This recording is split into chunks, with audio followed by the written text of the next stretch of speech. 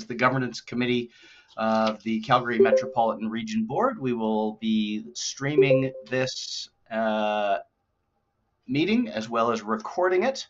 You'll hear that notification shortly. This conference will now be recorded. The Governance Committee. All right, there we go. So this meeting is being live streamed, and this also recorded. Should the live streaming fail for any reason, we will spend a brief moment to endeavor to get it back up and running. If for some reason we can't do that in a timely fashion, we will rely on the recording. This conference will now be recorded. The Governance Committee. All right, there we go. So this meeting will begin the day in a good way with land acknowledgement from Councillor Croft from Calgary. Go ahead, GC. Well, hello, everyone. I just want to note before I start that Reeve Kissel was unmuted. Now she's muted. Great. I just had the honor of giving the land acknowledgement at the start of council on Tuesday.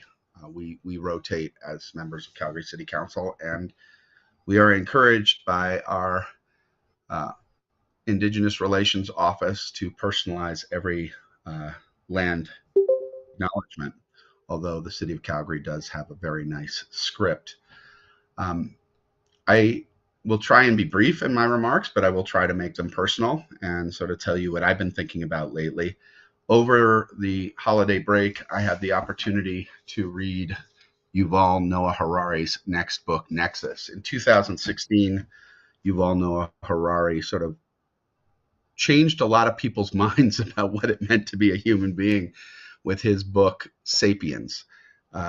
It was an international bestseller, and he tells a new story of humanity. And basically, it's based on the idea that human beings are different than every other animal that's ever existed on planet Earth, because we live in 3 and not 2 realities. Every animal that exists on Earth and has existed on Earth lives in the objective bricks and mortar universe that we all share together.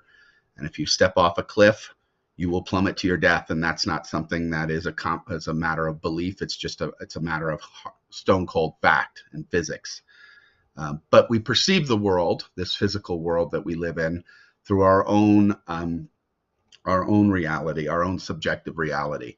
And whether you're a dog or a chimpanzee or a parrot or a magpie or a crow or a human, everyone lives in that subjective reality where they're interfacing with the reality that we all share. But human beings, due to a rewiring of our brains 40,000 years ago, entered a third reality, and it's an intersubjective reality. We started to tell stories. We started to live in a world where we agreed in beliefs in common, and that is what has allowed human beings to organize and sort of create the unprecedented success of our species on this planet, a success that's so deep that we're now sort of actually threatening the viability of the bricks and mortar universe that we live in, vis-a-vis things like climate change. In Nexus, Yuval Noah Harari talks about really how the stories that we share together, religion is a story we share together, but so is government, so are corporations, so is money. These are things that we agree exist, even though they don't actually exist except in our collective agreed upon imaginations. In Nexus, he talks about the communication technologies that sort of allow these stories to propagate themselves amongst humans, and, speech, writing, the printing press, the introduction of television and radio. These were all step changes in the robustness of the communication technology that binds the stories that we share together. And he sort of warns us that there are sort of 2 predominant sort of views of these communication technologies. One of them is this sort of naive view that the more information we have, the better off we'll be, and that the arc of the universe tends towards justice, and if we just flood the zone with more facts and more information about the world, we'll be better off. And he says that is not at all, that's naive and not at all borne out by history.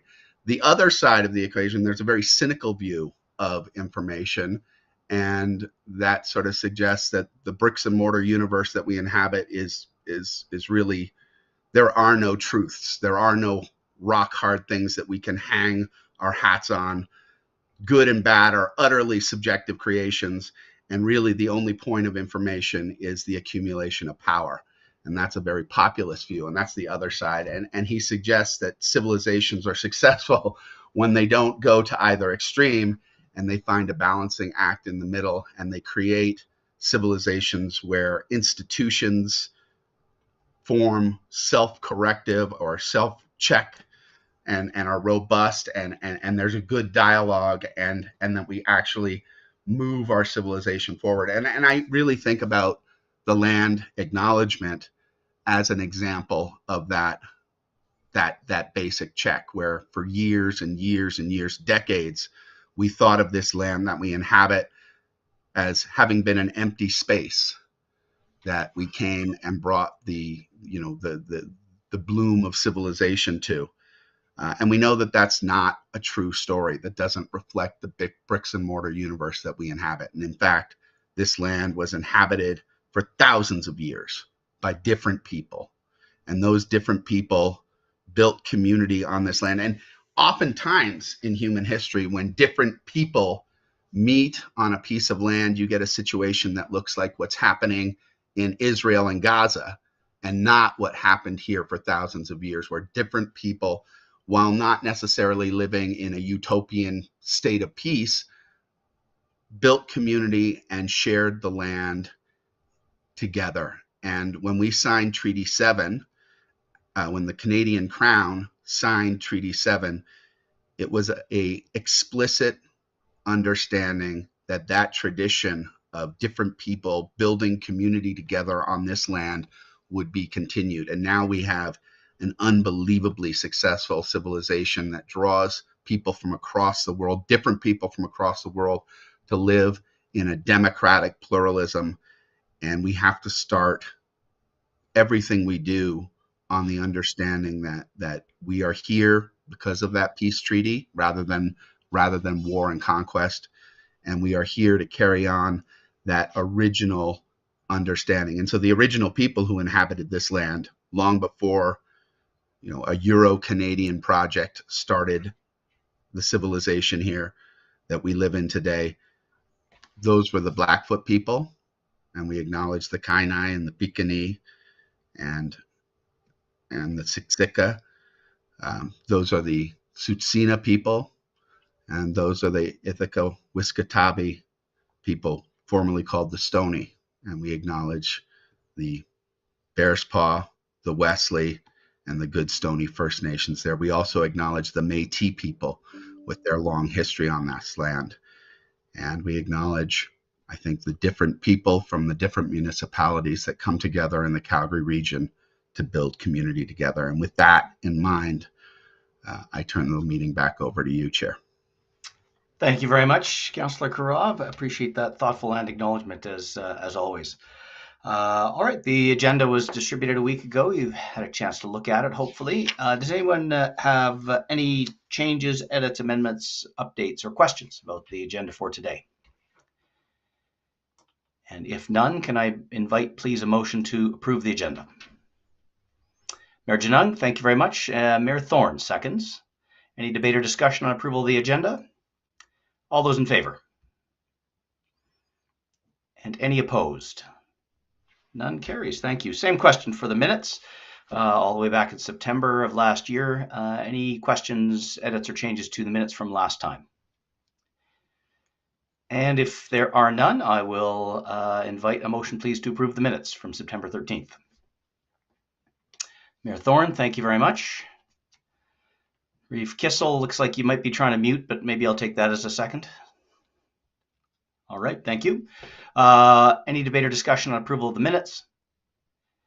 And all those in favor? Any opposed? Carries unanimously. Thank you very much.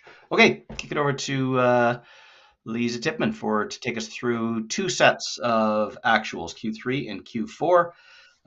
Lisa, go ahead. Thank you, Mr. Chair. Good morning, everyone. So this is hopefully will be pretty brief and straightforward. And I will probably refer to both agenda items at the same time because they read better together, I think, than just individually. The first one is the first, if you could go to the spreadsheet on 6, please. Yeah, great. So I'll just walk through the notes a little bit. We are doing well. We're well positioned overall. As you can see, the way that if you look in note 1, there was a little bit of revenue that we were expecting that we didn't get because our high interest savings account, we were notified that the interest rate was going down. So a little bit less revenue there than we thought, but still doing well overall. And then we have withdraw from reserves that we expected to happen, but did not happen, as you'll see in note 2. But it did happen in the next agenda item, as you'll see in the Q4. So it's just sometimes the spending is a bit lumpy, and we try and keep things. We try not to withdraw from reserves until we need to, just to keep those interest rates coming, or the interest coming. So then that's note 2. Note 3, our general operating costs were in a negative balance. And this is in part because there was a ruling that we qualified for 50% GST coming back to us. And then it turns out that we qualify technically as a municipality, so we should be getting 100%. So we've been pushing the CRA on that so that we can get that money recouped. It adds up to a decent amount of money. We are stuck in some kind of bureaucratic process right now, and we know that we should qualify for that. We've made the application, and it just seems to be taking forever. However, in consultation with the accountant, we did make that adjustment as if we were expecting to receive the 100% rebate so that our books all line up, but it hasn't happened yet. So that's when you see note 3 there. That's why you see that red line, is because we thought we were getting, we've applied for the full GST rebate, but it just hasn't come through yet. So that's what's happening in note 3. In note 4, as you can see, we didn't have the spend that we thought we would, in part because, again, projects are they're kind of lumpy how they come in. Sometimes, it takes a little bit longer to get someone in place, or your spend's a little higher here or a little lower there. So we are under budget overall there, but it's just due to lower invoicing. And then in note 5, there were some unforeseen costs due to chief officer recruitment that were not budgeted for at the beginning of the year. And so we took those out of contingency in order to keep them in the appropriate part of the budget. So that is the summary of the budget for Q3 and the actuals for Q3, Mr. Chair. Thank you very much. Anybody have any questions or comments on the Q3 actuals?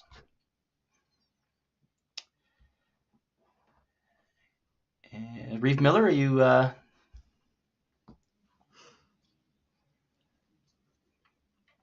Sorry, just unmute button's different on this one. I'm just wondering, we don't break down what our third-party reviewer charges us. That would be under what category? And can you give me an approximate amount? Is there an average amount that we allow for the third-party review, or do they just bill us according to what they feel the work has merited? So you can see the ref consultants are the third-party reviewers, and that's towards the bottom of the sheet, just above total consultant costs. Okay. So that's where we're at to date. They do charge on an hourly basis to a maximum upset. Typically, they are between $3,000 and $4,000 a review. And I make sure to monitor and make sure that the spends are all consistent within a range of each other. Obviously, some are more complex than others. Some are pretty straightforward. Some are resubmissions of an existing ref. So in that case, we use the same consultants to minimize costs. So typically, I would say probably an average is $3,500, but some of them are less than $2,000, and some of them are maybe just over 4,000, and we've never had one over 4,500. All right, thank you for that information. And I wonder if this is like in my view, this would be the appropriate committee for this board to make recommendations to the main board on where we're going with our budget, our spending, what's happening with our wrap up, those kinds of questions. So I'm not sure if the board is prepared to answer those questions, or the administration, on where we're at with all of those items. I know we have to pick a date at the board level, which will give you more direction, but if you can just fill us in maybe on what's happening so far with that. Sure, yeah, I'd be happy to. As you will see in the board package coming out today, there will be a decision before the board about amending the regulation in partnership with the government of Alberta, or to wind down the corporation and request that the CMRB regulation be repealed, and therefore the GOA would dissolve the CMRB. So those are really the two paths that are available to the board. And until we get related to just the CMRB corporation, I'm not talking about regional planning. And so once we have direction from the board, depending on what they would like to do, we will be providing those details. But without direction from the board, it's very difficult to, we don't want to be ahead of the board and be spending money and spinning our wheels if we don't have any directions. So we look forward to that discussion on February the 7th, and then we will definitely be providing a full detail of all our contracts and what we need and what we don't, what we need and what we don't need, and staffing and all those things.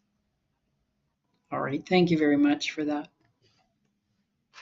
Okay, thank you, Lise, and thanks, Reeve Kissel or Reeve Miller. Any other questions on Q3 actuals? And if none, I would invite a motion that the committee receive for information and recommend for review by the board the 2024 Q3 actuals. Anyone wish to make such a motion? Reeve Kissel, thank you very much. And do we have a second? Mayor Janun, thank you. Any debate or discussion on that? And all those in favor? Are there any opposed? Thank you. Carries unanimously. All right. Some more discussion on Q4. Lise, go ahead. Yeah, if you could bring up the budget there, or the actuals, excuse me. A similar story. I think we talked about most of the salient points already. If you'll note in note 1, we didn't have a withdrawal in Q3, but we did in Q4, so that all evened out. The board chair expenses were a little bit higher due to the extra effort needed for the board chair to participate in the chief officer recruitment process, and also to support CMRB administration as we go through and figure out how to move forward with the minister's announcement. But we are under budget overall, so that's just how these things go sometimes. Again, the chief officer recruitment did affect also line 3, you'll see there. So there was a little bit of a higher spend than we thought, but again, under budget overall. The year-end per diems, we did have additional per diems related to the chief officer recruitment, but again, under budget overall. And finally, we had a few more refs than we thought we would. That were of a little bit higher complexity, but again, we are under budget for the whole year. So everything is, we're under budget fully, and everything is looking really great from a actuals perspective. Love the sound of the words under budget overall. I think that would be great if we could. It's always good to hear. Having said that, does anyone have any questions or comments on the Q4 actuals? All right, going once, going twice. If there are none, I would invite a motion then that the committee receive for information and recommend for review by the board the 2024 Q4 actuals. Who cares to make such a motion? Councillor Carra, thank you very much. And do we have a second? Mayor Thorne, thank you very much. Any debate or discussion on recommendation to approve Q4 actuals? Mayor Janung. Yeah, I just want to thank you, Lisa, and your team for this. I know that Q3 and 4 were unique to our organization, and I'm just going to do an air quotes around unique. And I appreciate the work that you've done and the notes and how you presented today. I think you can tell by the lack of questions that everything in front of us makes perfect sense. So I just want to say thank you for that. Thank you, Mayor. Thanks, Mayor Janung. Thank you. Okay, any further discussion or debate on the Q4 actuals? And if there are none, motion is before us. All those in favor? Any opposed? None opposed. Carries unanimously. Thank you very much. Okay, anything for roundtable while we're here together under the guise of governance? All right, if there is none, as Lisa noted, you will see later today the board package for next week. Pretty substantive discussion on the options for how we move forward based on the minister's announcement last year. The implications of that for our next governance meeting, which is currently scheduled for 14th of March, prepare yourselves perhaps for that meeting to be superseded by a board meeting. So we may use that time pending what happens next week for board. And if we do that, we'd likely do it online. Having said that, that's TBD for that's a future us discussion about 7 days from now, for most of us anyway. So just note that, and then you'll note on the bottom here we have a board meeting scheduled for March 28th as well. That one is TBD. Keep it in our calendars pending what happens next week and any subsequent work that comes out of that. And unless there's anything else, going once, going twice, the agenda being exhausted, I will declare this meeting terminated with my thanks. Appreciate it, everyone. See many of you in a week's time. Be well.